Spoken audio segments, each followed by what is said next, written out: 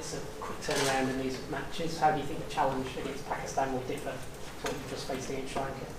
Yeah, I think it'll be a different challenge. Obviously, they're number one in the world. They've played some great T20 cricket over the last couple of years, so probably a big difference with their bowling. A lot of left armers. With the batting, obviously, Baba being number one in the world, he's such a rock for their stroke players to bat around him. So I feel as though they're such a well-balanced side. They've got some great spin options as well, so it'll be a great challenge. Aaron, the form that David Warner's in at the moment, I know you've batted with him a lot, but how does it compare to some of the past times he's had in his career? Yeah, he's been very impressive these last couple of games. I think the way that he's managed his innings, not just getting off to a flyer and then keep going like that. I think the way he's going through the gears as a batter in T20 cricket is pretty good. But I mean, if you look at his form over the last 4 years in T20 cricket, it's been remarkable, like from IPLs and international. So the way that he constructs an innings now, I think, is totally different to when he first started playing T20. So it's just a bloody great way to go about it. And I think the consistency that he's had for a long time, just in all conditions as well, just proves how valuable he is to a side. I know it's him, not you, but what do you think the turning point's been in finding that level of consistency? Oh, I think just understanding your game a little bit more at T20. I think at times you can almost plan your innings out a bit much in your head and almost forget to play each ball as it comes, and sometimes you can just get in the mode of just getting in one gear and then just trying to keep going as hard as you can. So the way that he structures his innings and identifies the targets that match up well to him, I think's been crucial to that. I know it's a different form, but it must be exciting to see Warner in the form that he is and going into the summer. Yeah, absolutely. He obviously had a difficult tour of England. There's no secret of that in the Ashes.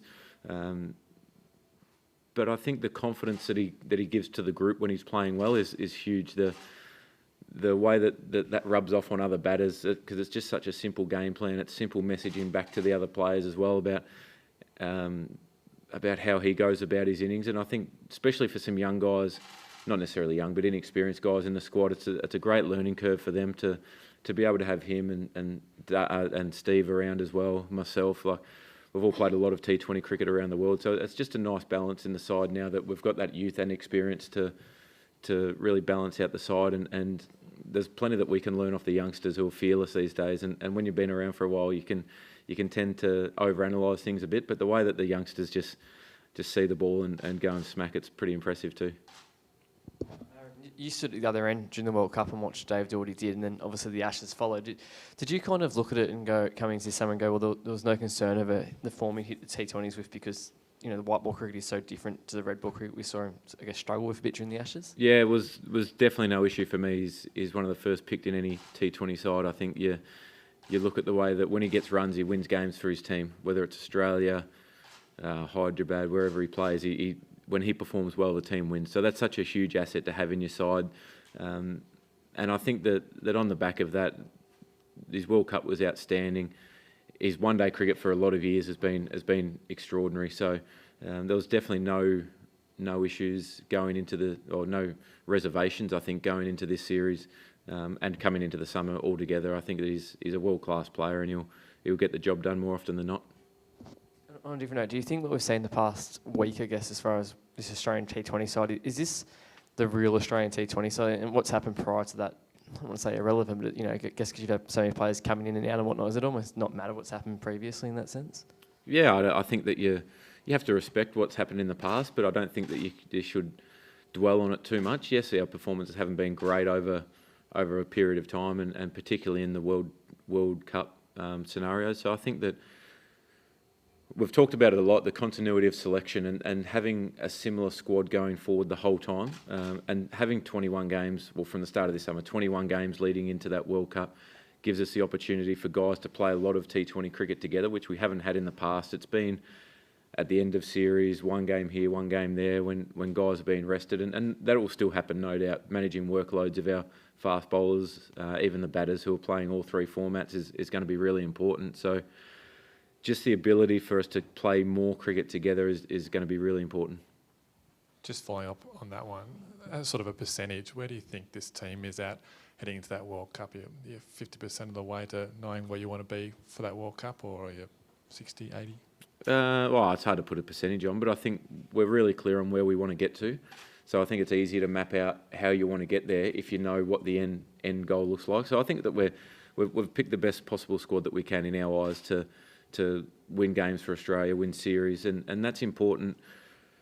One, for confidence going forward, but two, like I said, to get the continuity, get guys, particularly the middle order, who haven't probably played a huge amount of cricket together, to be able to just understand how each other plays in different scenarios, just their body language, the way that they talk out in the middle, and just get that real feel for batting with different players that you wouldn't have done a huge amount. And I think what we've seen in the past is when you just throw a T20 side together and you're missing 8 or 9 players that potentially would be in your best 11, guys don't have enough time to get that continuity and really get that chemistry and relationship batting in the middle. Pakistan have a lot of quality fast bowlers, Yep. Irfan, Amir, Wahab. What are some of the challenges facing those guys? Oh, I think they've got such a well-rounded attack. You've obviously got the height of Irfan, height, bounce, pace. Then you've got Amir, who's fast and can swing it, very skillful. Then you've got Riaz, all-out pace, who can spray him around at times, but when he gets his line right and his length right, he's lethal. So they're just challenges. Then you have Shadab, who's a world-class leg spinner who mixes it up a lot. It's Hasnain, who's genuine pace with his right arm. We saw him in the UAE earlier this year. He's got some real pace. So I think that's an attack that you don't get any respite, but also they're going to give you scoring opportunities and you're going to chase them. It's a T20 game at the end of the day. So I think it's about those first 6 overs being really important to setting up the game. And just finally, Australia have never lost to Pakistan in a T20 match in Australia. Is there any extra pressure trying to keep that record intact? No, I didn't even know about that till right now. So, no, I think it's you want to win every game you can, and we're really proud of the way that we do play cricket in this country. So it'd be nice to continue that, though. Only one game. Is it? It's a bit of a trick question. Can I just ask you about the twin spin attack you've Yep. employed so far? How crucial is that for you going forward? Is it almost becoming a non-negotiable now in your thinking that you want 2 spinners in any T20 side you pick now?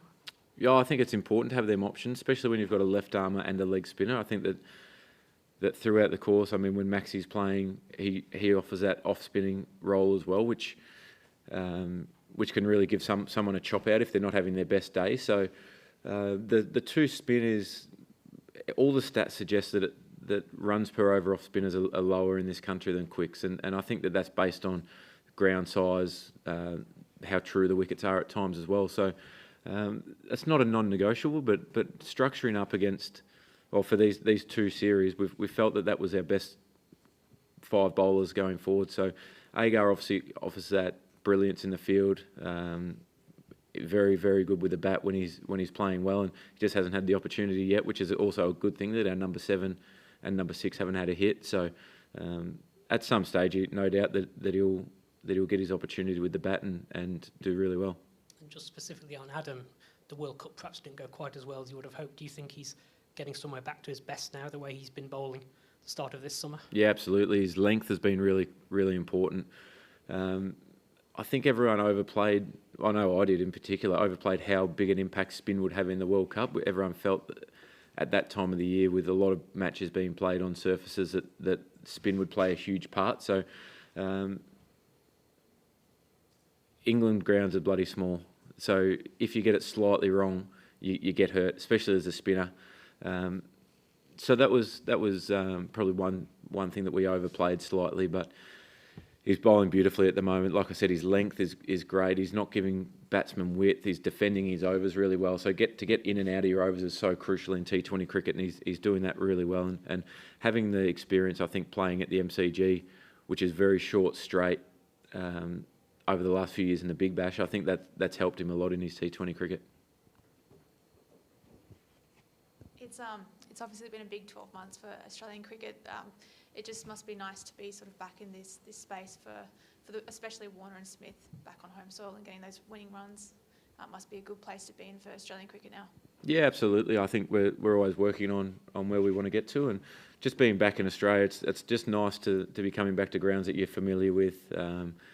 I know this has been a pretty hectic schedule with play, travel, and it's just nice when you get to a hotel that you're used to, you get to a ground that you're used to. It's just a comfortable environment for us in Australia, and that's what it's about, playing home series. So I think everyone's enjoyed being back. It was a really long a long winter for a lot of players, going from World Cup straight to Ashes and then straight into Shield cricket as well, and one day. So the fact that we're playing some really good cricket at the moment, I think eases that tiredness at times, and you can start to plan out a little bit more and unpack your bags every now and then and just